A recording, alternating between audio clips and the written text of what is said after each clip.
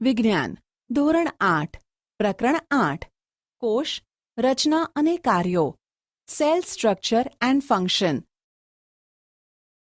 તમે આગળ અભ્યાસ કરી ચૂક્યા છો કે આપણી આસપાસની વસ્તુઓ કાં તો સજીવ છે કે નિર્જીવ. સાથે તમને એ પણ યાદ હશે કે બધા સજીવ કેટલાક મૂળભૂત કાર્યો કરે છે. શું તમે આ કાર્યોની યાદી બનાવી શકો છો? વિવિધ અંગોના સમૂહ જુદા જુદા કાર્યો કરે છે જે તમે સૂચિબદ્ધ કર્યા છે. આ પ્રકરણમાં તમે અંગોના રચનાત્મક મૂળભૂત એકમ વિશે અભ્યાસ કરશો, જેને કોષ એટલે કે સેલ કહે છે. કોષની સરખામણી આપણે ઈંટો સાથે કરી શકીએ. જેવી રીતે ઈંટોને જોડીને ઇમારતનું નિર્માણ કરવામાં આવે છે, એવી જ રીતે વિભિન્ન કોષો એકબીજા સાથે જોડાઈને પ્રત્યેક સજીવ શરીરનું નિર્માણ કરે છે. કોષની શોધ discovery of the cell. Robert હુકે 1665માં બૂચનો પાતળો છેદ લઈને સામાન્ય વિપુલદર્શક સાધનની મદદથી અભ્યાસ કર્યો. બૂચ એ વનસ્પતિની છાલનો એક ભાગ છે.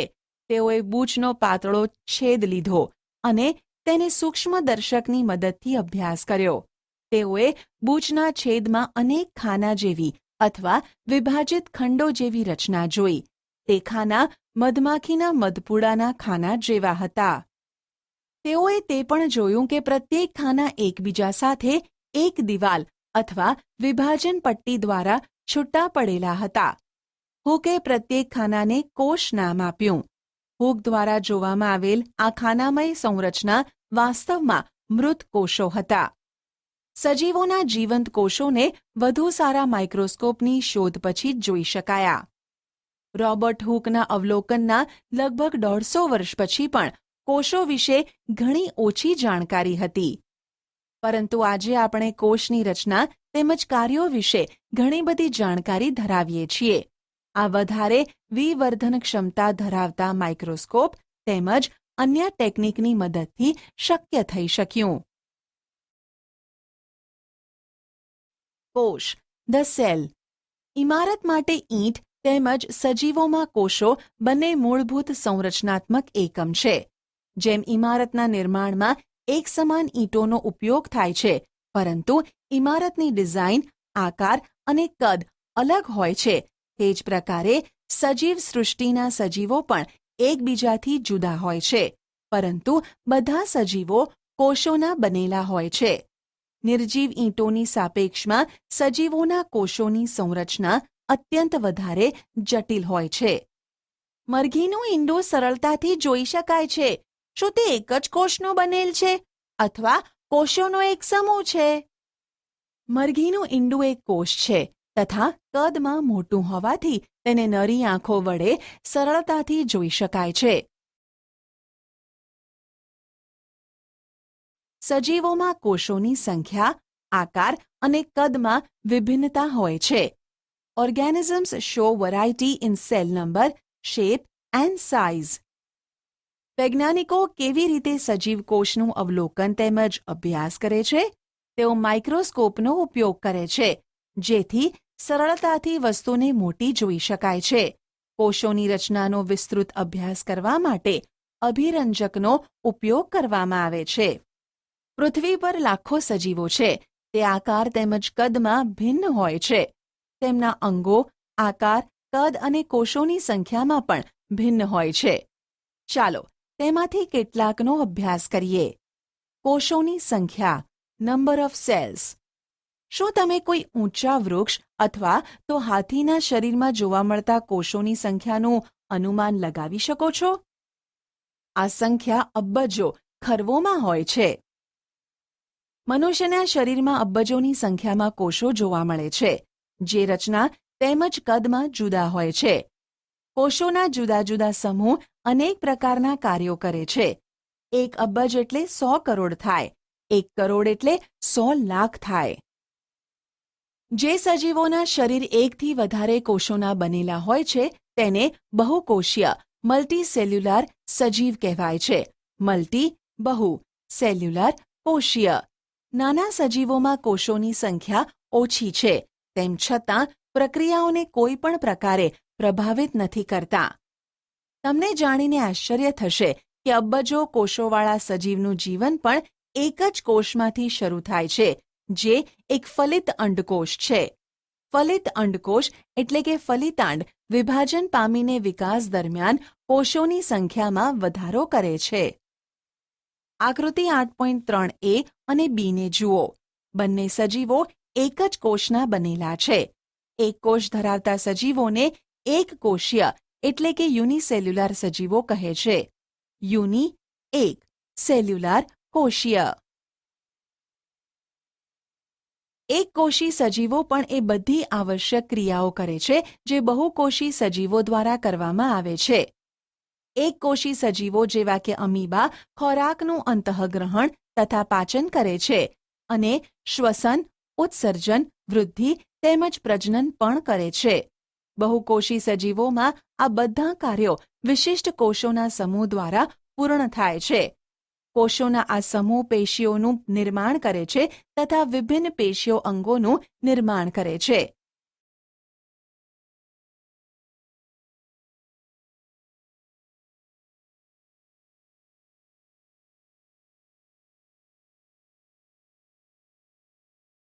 પ્રવૃત્તિ 8.1. શિક્ષક અમીબા તેમજ પેરામેશિયમની કાયમી સ્લાઇડ માઇક્રોસ્કોપમાં બતાવી શકે છે. તેના વિકલ્પ તરીકે શિક્ષક તળાવમાંથી પાણી એકત્રિત કરીને સ્લાઇડ બનાવીને તે પાણીમાં રહેલા સજીવો પણ બતાવી શકે છે. કોષોનો આકાર, શેપ ઓફ સેલ્સ. આકૃતિ 8.3a ને જુઓ. તેમાં બતાવ્યા પ્રમાણે અમીબાની આકૃતિને તમે કેવા પ્રકારે વ્યાખ્યાયિત કરશો? તમે કહી શકશો કે તેનો આકાર અનિયમિત છે. વાસ્તવમાં અમીબાનો કોઈ નિશ્ચિત આકાર હોતો નથી. તે તેના આકાર સતત બદલે છે. તેમના શરીરમાંથી બહાર નીકળતા વિવિધ લંબાઈના પ્રવર્ધોનું અવલોકન કરો, જેને ખોટા પગ એટલે કે સ્યુડોપોડિયા કહે છે. જેવું કે તમે ધોરણ 7માં અભ્યાસ કરી ચૂક્યા છો. આ પ્રવર્ધ ગતિ કરતી વખતે તથા ખોરાકનું અધિગ્રહણ કરતા સમયે દેખાય છે અને અદૃશ્ય થાય છે. પોતાનો આકાર બદલવાથી અમીબાને કયો લાભ થાય છે? અમીબાનો બદલાયેલો આકાર ખોટા પગના નિર્માણ થવાથી બને છે, જે તેને ગતિ પ્રદાન કરવામાં તેમજ ખોરાક ગ્રહણ કરવામાં મદદ કરે છે.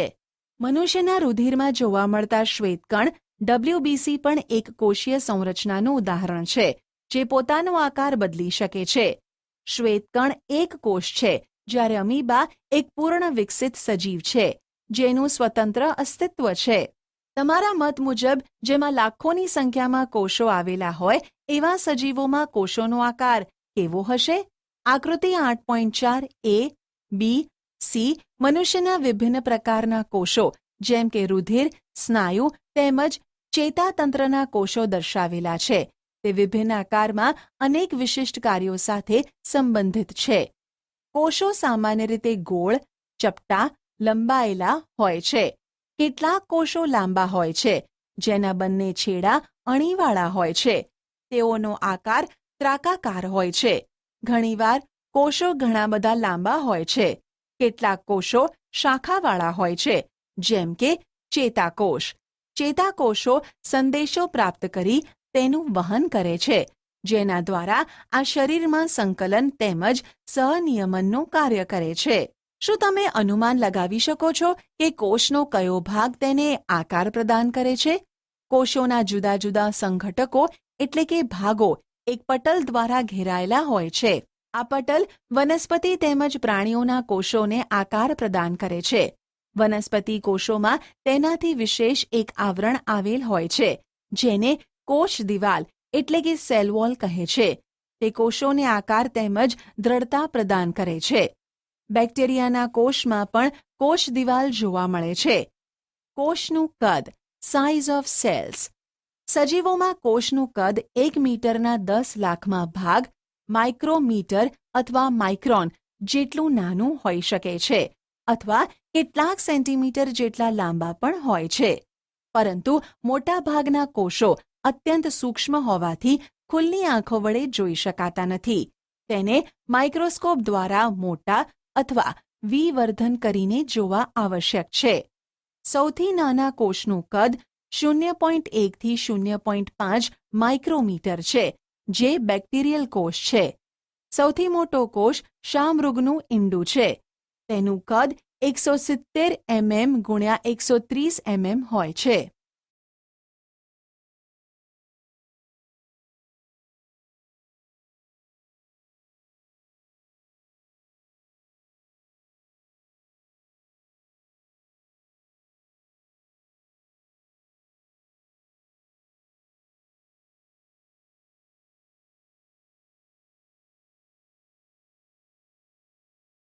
પ્રવૃત્તિ 8.2 મરઘીના ઈંડાને ગરમ પાણીમાં ઉકાળો તથા તેનું કવચ દૂર કરો. તમને શું દેખાશે? એક સફેદ પદાર્થ કે જે કેન્દ્રસ્થ પીળા ભાગને વીંટળાઈને આવેલો છે. સફેદ ભાગ આલ્બ્યુમિન છે, જે ઉકાળવાથી ઘટ ભાગમાં પરિવર્તિત થઈ જાય છે. પીળો ભાગ જરદી છે. આ એક કોષનો ભાગ છે. તમે તેને માઇક્રોસ્કોપ વગર પણ જોઈ શકો છો. શું હાથીના કોષો ઉંદરના કોષોથી મોટા હોય છે? કોષનું કદ પ્રાણી તથા વનસ્પતિના કદ સાથે સંબંધિત હોતું નથી. એવું બિલકુલ પણ શક્ય નથી કે હાથીના કોષો ઉંદરના કોષોથી મોટા હોય. કોષના કદનો સંબંધ તેના કાર્યો સાથે હોય છે. ઉદાહરણ તરીકે, ચેતાકોષ હાથી તેમજ ઉંદર બંનેના લાંબા તેમજ શાખિત હોય છે. તે ઉર્મી વેગના સ્થળાંતરણનું એટલે કે વહનનું કાર્ય કરે છે.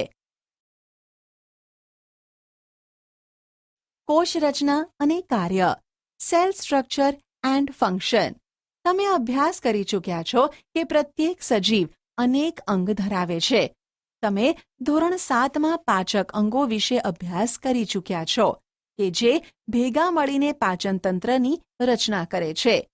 કોઈ પણ તંત્રમાં પ્રત્યેક અંગ અલગ અલગ કાર્ય કરે છે, જેમ કે પાચન, સ્વાંગીકરણ તથા અભિશોષણ. તેવી જ રીતે જુદા જુદા વનસ્પતિ અંગો પણ વિશિષ્ટ કાર્યો કરે છે.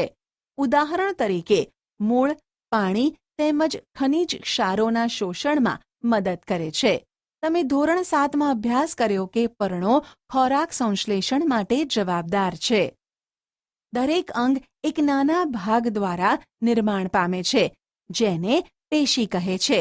નિશ્ચિત કાર્યો કરતા કોષોના સમૂહને પેશી એટલે કે ટિશ્યુઝ કહે છે. પહેલીને સમજાયું કે એક અંગ પેશીઓનું બનેલું છે, જે ખરેખર કોષથી બનેલી હોય છે. જીવંત સંરચનામાં કોષ એ મૂળભૂત માળખાકીય એકમ છે. કોષના ભાગો, પાર્ટ્સ ઓફ સેલ. કોષરસ પટલ, સેલ મેમ્બ્રેન. કોષના મૂળભૂત ઘટકો તરીકે કોષરસ પટલ, કોષરસ અને કોષકેન્દ્ર છે. કોષરસ તેમજ કોષકેન્દ્ર કોષરસ પટલ દ્વારા ઘેરાયેલા હોય છે. કોષરસ પટલ એક કોષને બીજા કોષ તથા ઘેરાયેલ દ્રવ્યોથી અલગ કરે છે. કોષરસ પટલને જીવરસ પટલ પણ કહે છે. કોષરસ પટલ છિદ્રાળુ હોય છે તથા વિભિન્ન પદાર્થોની કોષમાં અવરજવર માટેનું નિયમન કરે છે. પ્રવૃત્તિ 8.3 કોઈ પણ કોષના મૂળ ઘટકને અવલોકન કરવા માટે એક ડુંગળી લો. ઉપરના સુકાયેલા ગુલાબી ફોતરાને દૂર કરો. તમે ડુંગળીની સફેદ માંસલ સપાટીને ચીપિયાની મદદથી કે હાથ દ્વારા પણ અલગ કરી શકો છો. તમે ડુંગળીને તોડીને પણ આ પાતળા પટલને અલગ કરી શકો છો. કાચની સ્લાઇડ પર પાણીનું ટીપું મૂકીને પાતળા પટલને તેની પર મૂકો. પાતળું પટલ બ્લેડ અથવા ચીપિયાની મદદથી લઈ શકાય છે. હવે આ પટલ મિથિલિન બ્લુ વડે અભિરંજિત કરો અને તેની ઉપર કાચની કવર સ્લિપ મૂકો. ધ્યાન રાખો કે કાચની કવર સ્લિપની અંદર હવાના પરપોટા રહી ન જાય. ત્યારબાદ માઇક્રોસ્કોપમાં તેનું અવલોકન કરો. તેની આકૃતિ દોરી નામ નિર્દેશન કરો. તમે તેની સરખામણી આકૃતિ 8.5 સાથે કરી શકો છો. ડુંગળીના કોષનું સીમાસ્તર કોષરસ પટલ એટલે કે સેલ મેમ્બ્રેન હોય છે, જે એક વધારાના દ્રઢ આવરણ દ્વારા આવૃત હોય છે, જેને કોષ દિવાલ કહે છે. કોષના કેન્દ્રમાં ઘટ ગોળાકાર સંરચના હોય છે, જે કોષ કેન્દ્ર એટલે કે ન્યુક્લિયસ કહેવાય છે. કોષકેન્દ્ર તેમજ કોષરસ પટલના વચ્ચે જેલી જેવો પદાર્થ આવેલ હોય છે, તેને કોષરસ એટલે કે સાયટોપ્લાઝમ કહે છે. હું જાણવા માંગુ છું કે વનસ્પતિ કોષોને કોષ દિવાલની જરૂરિયાત શા માટે હોય છે? આપણે પહેલા જ અભ્યાસ કરી ચૂક્યા છીએ કે કોષરસ પટલ કોષને આકાર આપે છે. વનસ્પતિ કોષોમાં કોષરસ પટલની સાથે વધારાનું એક બહારની બાજુ જાડું પડ આવેલું હોય છે, જેને કોષ દિવાલ કહે છે. કોષરસ પટલની ફરતે આ વધારાનું પડ વનસ્પતિના કોષોના રક્ષણ માટે જરૂરી છે. વનસ્પતિ કોષોને તાપમાન, ઝડપથી ગતિ કરતી હવા, પવન, વાતાવરણીય ભેજ વગેરેથી રક્ષણની જરૂર છે. તે આ પરિવર્તનોથી પ્રભાવિત થાય છે, કારણ કે તે સ્થાન બદલી શકતી નથી. જેવી રીતે ડુંગળીના પટલની સ્લાઇડ તૈયાર કરી હતી, તેવી જ રીતે તમે ટ્રેડેસ્કેનિયા, ઇલોડિયા અથવા રોઇયાના પર્ણની છાલમાંથી પણ સ્લાઇડ બનાવી અવલોકન કરી શકો છો. પહેલીએ બૂજોને પૂછ્યું કે શું તે પ્રાણી કોષનું પણ અવલોકન કરી શકે છે? પ્રવૃત્તિ 8.4 એક સ્વચ્છ ટૂથપીક લો અથવા માચીસની સળી લો, જેનો ગંધકવાળો છેડો તોડી નાખેલો હોય. તેની મદદથી ગાલની અંદરની સપાટીને ધીમે ધીમે ખોતરો અને તે દ્રવ્યને કાચની સ્લાઇડ પર રાખેલ પાણીમાં રાખો. તેમાં આયોડીનનું એક ટીપું ઉમેરો અને તેના ઉપર કવર સ્લિપ મૂકો, અથવા વિકલ્પ સ્વરૂપે મિથિલિન બ્લૂના 1-2 ટીપાં લઈ શકો છો. હવે સ્લાઇડનું અવલોકન માઇક્રોસ્કોપમાં કરો. તમને ગાલના પડમાં અનેક કોષો જોવા મળશે. તમે કોષરસ પટલ, કોષરસ અને કોષ કેન્દ્રને ઓળખી શકશો. પ્રાણી કોષોમાં કોષ દિવાલ ગેરહાજર હોય છે.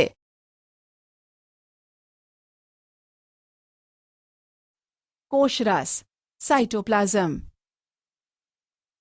કોષરસ એ કોષરસ પટલ અને કોષ કેન્દ્રની વચ્ચે જેલી જેવા દ્રવ્ય સ્વરૂપે હાજર હોય છે. કોષના બીજા અન્ય ભાગો અથવા અંગિકાઓ કોષરસમાં આવેલી હોય છે. અંગિકાઓ જેવી કે કણાભસૂત્ર, ગોલ્ગી કાય, રિબોઝોમ્સ વગેરેનો અભ્યાસ તમે હવે પછીના ધોરણમાં કરશો. કોષ કેન્દ્ર ન્યુક્લિયસ સજીવ કોષનો એક મહત્વનો સંઘટક છે. સામાન્યતઃ આ ગોળાકાર હોય છે અને કોષના મધ્ય ભાગમાં ગોઠવાયેલ હોય છે. તેને સરળતાથી અભિરંજિત કરીને માઇક્રોસ્કોપની મદદથી જોઈ શકાય છે. કોષ કેન્દ્ર કોષરસથી એક પટલ દ્વારા અલગ થયેલું હોય છે, જેને કોષ કેન્દ્ર પટલ કહે છે. આ પટલ પણ છિદ્રાળુ હોય છે તથા કોષરસ તેમજ કોષ કેન્દ્રની વચ્ચે પદાર્થોની અવરજવર માટેનું નિયંત્રણ કરે છે. ઉચ્ચ વિવર્ધન ક્ષમતાવાળા માઇક્રોસ્કોપમાં જોતા કોષ કેન્દ્રમાં એક નાની ગોળાકાર સંરચના જોવા મળે છે, જેને કોષ કેન્દ્રિકા કહે છે. તેના સિવાય કોષ કેન્દ્રમાં દોરી જેવી સમાન સંરચનાઓ પણ જોવા મળે છે, જેને રંગસૂત્રો એટલે કે ક્રોમોઝોમ્સ કહે છે. તે જનીન જીન્સ ધરાવે છે તથા આનુવંશિક લક્ષણોનું પિતૃપેઢીમાંથી સંતતિ પેઢીમાં વહન કરે છે. રંગસૂત્ર કોષ વિભાજન દરમિયાન જ જોવા મળે છે.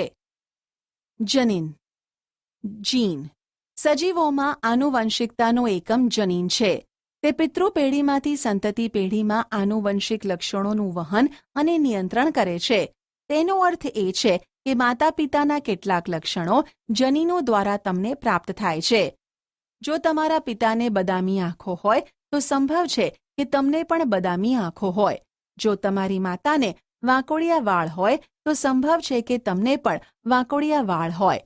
પરંતુ પિતૃમાંથી પ્રાપ્ત વિભિન્ન સંયોજિત જનીન પ્રાપ્ત થવાના કારણે લક્ષણો ભિન્ન પણ હોઈ શકે છે. આનુવંશિક લક્ષણોથી વિશેષ કોષ કેન્દ્ર કોષની ક્રિયાઓનું પણ નિયમન કરે છે. સજીવ કોષમાં સમગ્ર સંઘટકને જીવરસ એટલે કે પ્રોટોપ્લાઝમ કહે છે. તેમાં કોષરસ અને કોષ કેન્દ્ર બંનેનો સમાવેશ થાય છે. જીવરસ કોષનો જીવંત ઘટક તરીકે ઓળખવામાં આવે છે. પહેલી જાણવા માંગે છે કે શું વનસ્પતિ, પ્રાણીઓ અને બેક્ટેરિયાના કોષમાં કોષ કેન્દ્રની રચના એક સમાન હોય છે? બેક્ટેરિયલ કોષનું કોષ કેન્દ્ર બહુકોષીય સજીવના કોષ કેન્દ્રની જેમ સુયોજિત નથી હોતું. તેનામાં કોષ કેન્દ્ર પટલની ગેરહાજરી હોય છે.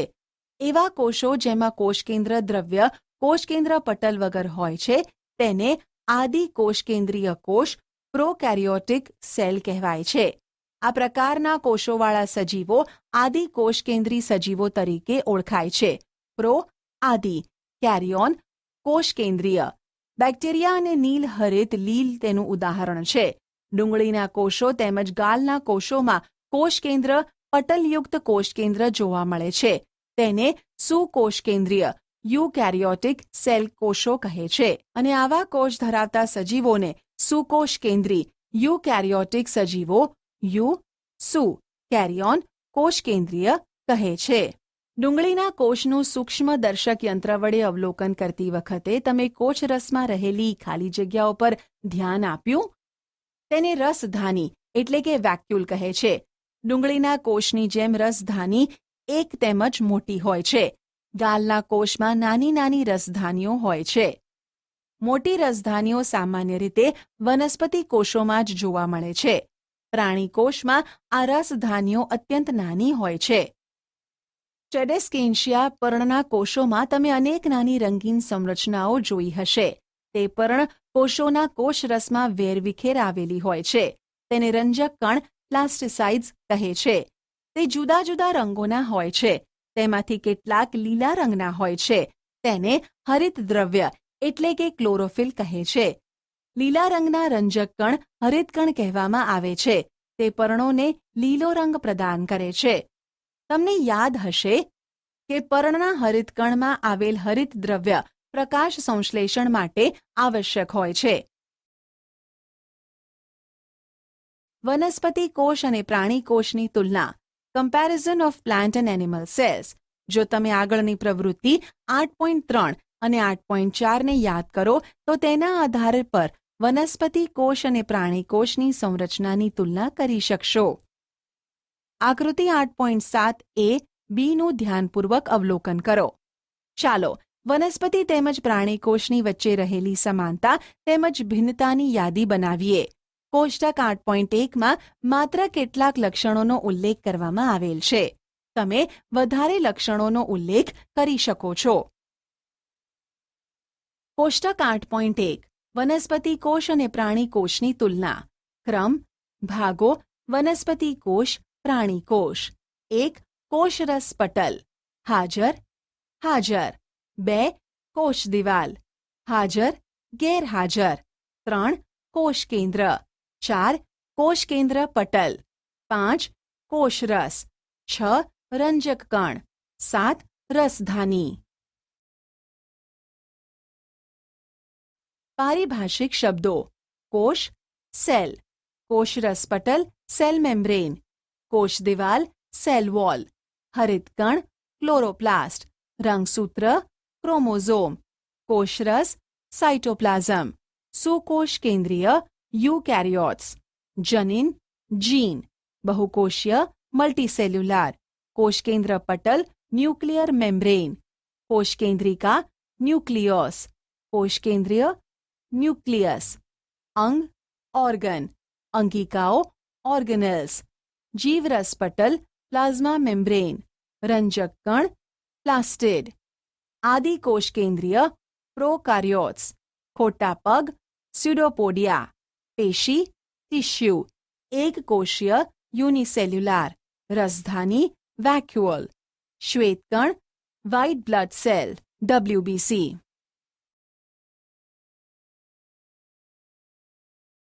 તમે શું શીખ્યા?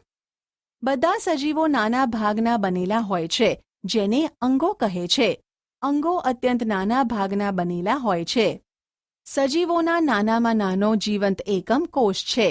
સૌપ્રથમ બૂચમાંથી કોષની શોધ 1665માં રોબર્ટ હુકે કરી. કોષો વિવિધ આકાર અને કદમાં જોવા મળે છે. કોષોની સંખ્યા સજીવ પ્રમાણે ભિન્ન જોવા મળે છે. કેટલાક કોષો નરી આંખે પણ જોઈ શકાય છે. ઉદાહરણ તરીકે મરઘીનું ઈંડું. કેટલાક સજીવો એક કોષી જ્યારે કેટલાક સજીવો ઘણા બધા કોષોના બનેલા હોય છે. એક કોષી સજીવોમાં એક જ કોષ જે બધા જ કાર્યો કરે છે, જે બહુકોષીય સજીવોમાં વિશિષ્ટ કોષોના સમૂહ દ્વારા સંપૂર્ણ થાય છે. કોષના 3 મૂળભૂત ભાગ હોય છે, જેમાં 1 કોષરસ પટલ, 2 કોષરસ જેમાં નાની નાની સંરચનાઓ જોવા મળે છે અને 3 કોષકેન્દ્ર. કોષકેન્દ્ર કોષકેન્દ્ર પટલ દ્વારા કોષરસથી અલગ પડે છે. કોષ કે જેમાં કોષકેન્દ્રનો યોગ્ય વિકાસ ન થયેલ હોય, એટલે કે કોષકેન્દ્ર પટલનો અભાવ હોય, તેને આદિકોષકેન્દ્રીય કોષ કહે છે. વનસ્પતિ કોષો એ પ્રાણી કોષો કરતાં ભિન્ન હોય છે, કારણ કે તેમાં કોષરસ પટલને ફરતે કોષ દિવાલ આવેલ હોય છે. રંગની સંરચના કે જેને રંજક કણ પ્લાસ્ટિડ કહે છે, તે માત્ર વનસ્પતિ કોષોમાં જ જોવા મળે છે. લીલા પ્લાસ્ટિડ જેમાં હરિત દ્રવ્ય ક્લોરોફિલ જોવા મળે છે, તેને હરિત કણ કહે છે. વનસ્પતિ કોષમાં એક મોટી કેન્દ્રીય રસધાની આવેલી હોય છે, જ્યારે પ્રાણી કોષમાં નાની નાની રસધાનીઓ આવેલી હોય છે. આપેલા વિકલ્પોમાંથી સાચો વિકલ્પ પસંદ કરી સબમિટ બટન પર ક્લિક કરો. પ્રકાશ સંશ્લેષણ ક્રિયા માટે વનસ્પતિમાં કઈ અંગિકા અગત્યની છે? આશા છે કે તમને આ ઈ લર્નિંગ મોડ્યુલમાં મજા આવી હશે. આભાર.